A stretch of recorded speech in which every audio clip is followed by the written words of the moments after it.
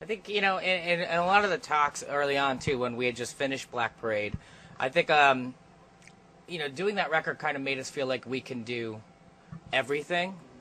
And so I think the way to top a record that already kind of does everything is to not do everything. I don't think that this is going to be like let's call it a kitchen sink record. I think it's going to get by on its musicianship and its own merits in the songs. And that's what, if every record, I like to think they're snapshots of what your band is at that moment. And this is really going to be that. I think there's going to be lack of concept. I think it's simply a snapshot. I think it's going to be direct and very honest and just, it's not going to be hiding behind a veil of fiction or uniforms and makeup anymore. So that kind of stuff's very exciting to me. And yes, I've, from the stuff we've been playing so far, it just feels very pure. That's the best way to describe it. I think people that,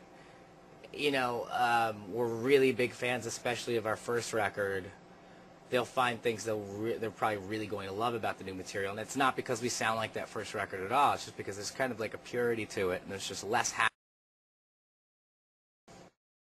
I think any life experience, and now that we've had like about 7 or 8 months off, like now we've got a chance to do some living. I think any kind of experience, going to be a dad, for example, that's going to be in my head. And I think there's no way that stuff won't affect what you're doing. I think if it doesn't, it's kind of lame.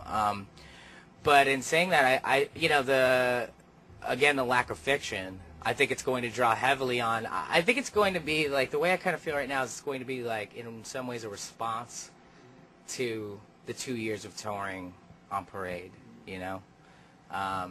a reaction to what's happening right now that we're not a part of, and a response.